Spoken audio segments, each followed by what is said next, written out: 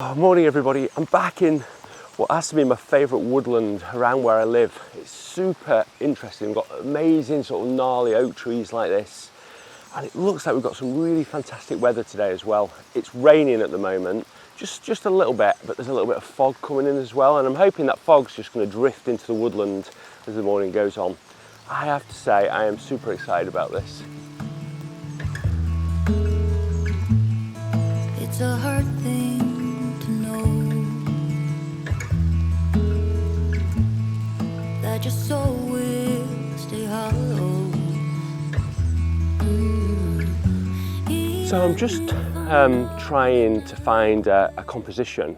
There isn't a huge amount of fog at the moment, so it's a case of trying to just pick out those details but without skying, because as you can see here with this shot above me, we've got this really harsh line between the top of the trees and the sky, and that just draws your eye through to it. And if you compare this to a shot that I took of the same scene when it was foggy, you can see that that's like a much different image. You know, we've got this really soft transition from the top of the trees into the sky.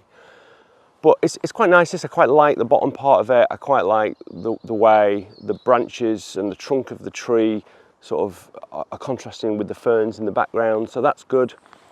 But it's just a question, and this is what it's like with woodland, of persevering and taking a long time to try and find the right composition. We'll keep looking. There's a lot of options here, and the good thing is that everything's just a little bit wet at the moment, so it just stands out a little bit more. Can you love me again? Can things ever be the same?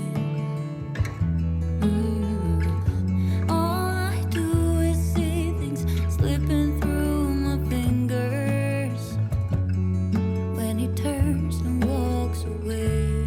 So I've just been trying to find a composition with this scene here, and particularly this tree, because it's a really nice tree.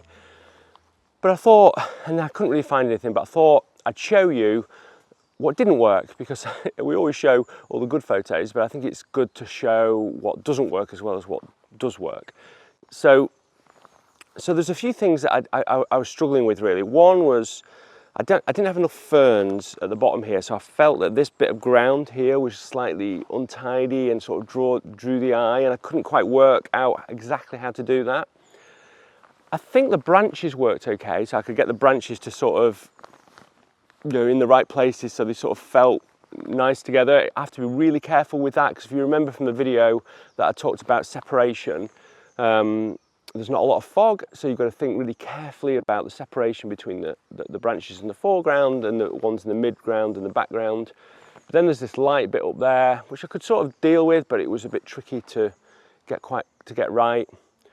So it sort of works, but not quite. I think the best shot is probably quite a sort of a letterbox type shot, with this at the left hand side and then going into the trees to the right. So that's the shot I'll take and show you, but I'll also show you the other ones as well. I wanna say, and maybe he'll listen someday. I know it is not enough to say I'm sorry. Didn't beg him to stay. So do you remember this tree that I shared probably sometime, it was in the winter, maybe December, and I've just come back to it now, and it's so different. We've got the ferns, all the foliage in the background's green. Unfortunately the sun's just about to come out, but what I'm trying to do is take this same tree in different seasons. So I thought I'd take it, I was hoping to take it in spring, but we're sort of late spring now, or almost going into summer. So I'm going to take a shot. Hopefully the sun's going to go in a little bit, and I'll get the rain, which is falling a bit heavier as well, so be a rainbow somewhere. But the rain's coming down, the foliage is lovely in the background, and it's such a nice gnarly tree. What's really strange is it's a lot smaller than I remember when I was last here. I think I've had that picture in my mind, and it just makes it look a little bit different in the photo than it does in reality. It's great being out in the woods, it really is. There he goes. So I just want to say, how important a polarizer is, especially when it's just rained. It makes a really, really big difference of just taking that glare off the leaves and giving a different look to the woodland. Now, it might not always be the look that you're after, but it definitely gives a different look. So if I just show you here, if I just put the polarizer in front of this scene, you can see that as I turn it, the difference it's making, you can see there that's unpolarized, and then as I turn it to be polarized, it just creates a much flatter look to the image, and it can often help to reduce some of the complications, some of the chaos within the scene that you often get when you get that reflected light on the leaves. But not always. Sometimes it's better without a polarizer. So what I usually do is take one with and one without a polarizer, but it's definitely a top tip to try when you're shooting woodland. Okay, so I've got a slightly, don't fall down, I got a slightly different angle on the tree than I did last time. I've just come probably about 6 feet to the left, because what I wanted to do is I wanted to get in the silver birch trees on the left hand side. I think it works, but it is quite complicated. So I've got the silver birch on the left hand side, and I've got my tripod fairly high, just a little bit above eye height, so that I can get these branches in above that don't cross over. I had to really fiddle with the composition quite a bit, so I've been here for probably about an hour just messing around with it, just tweaking it a little bit to hopefully get everything lined up. And we just had quite a heavy shower, the sun's gone in, and I got the photo.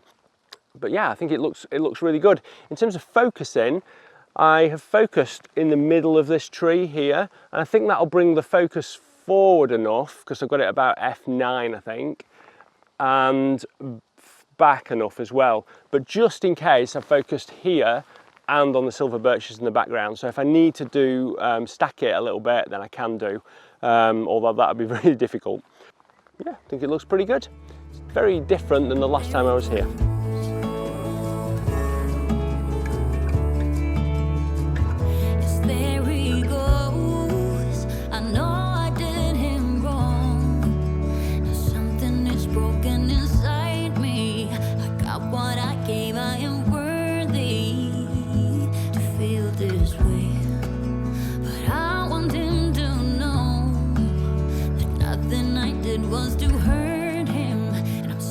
I gave him this burden. There he goes.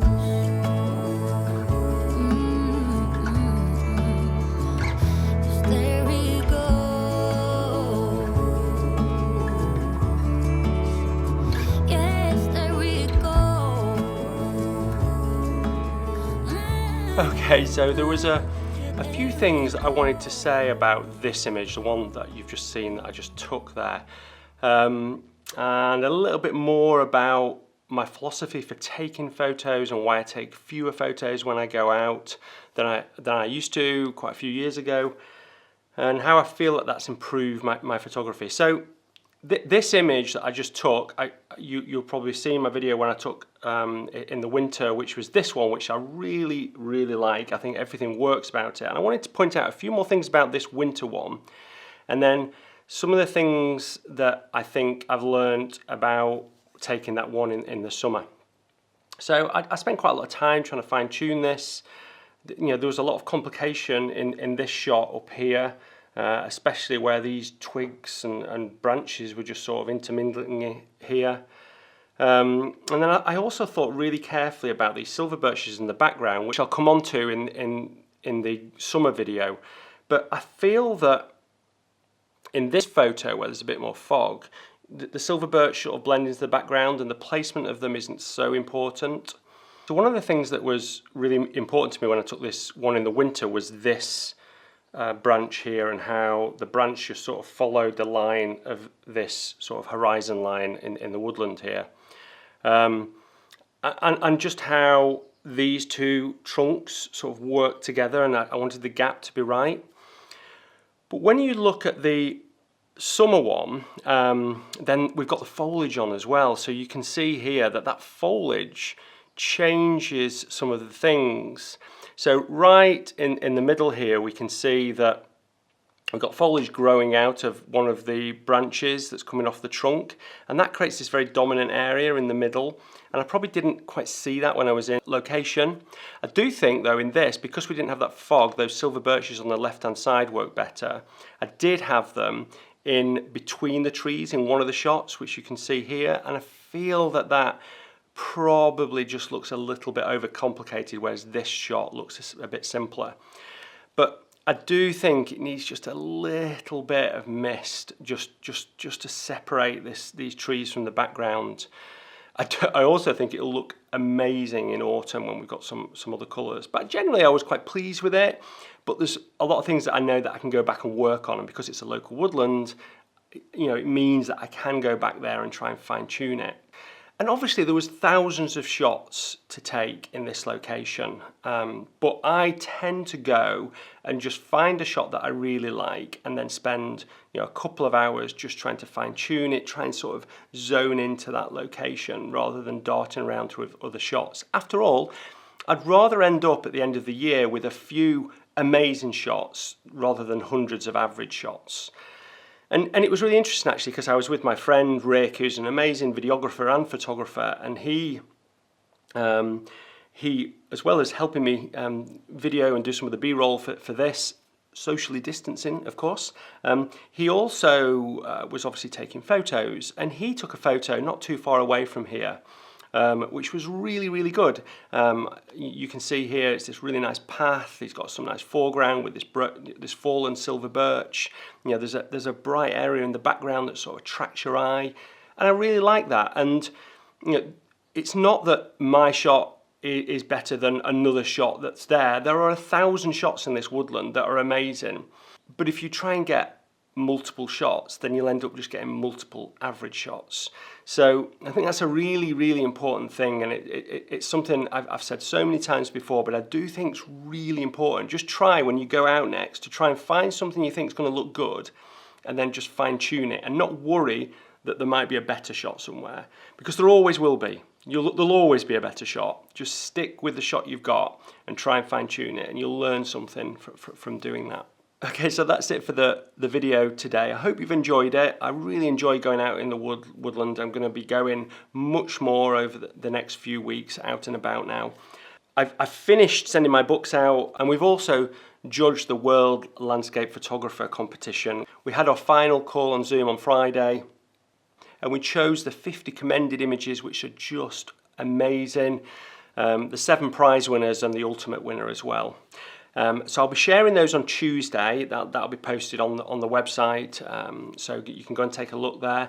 But I'm also going to make a video about it and the process, because I feel like there's some learning outcomes from that as well, about probably entering competitions, but also composition and other bits and pieces. And I want to share some of the winning images as well, because they're so amazing. So if you've enjoyed this, give it a thumbs up, comment below. I always read them all, and it really makes my day to get comments and read what you guys think. And if you've got any ideas for other videos as well, then post them below. Okay, that's it. I'm going to go and make a midweek video now. I hope you watched my one last Thursday, I think it was, on curves. That went down really well. If you didn't, then I'll leave a link at the end of this video. Bye.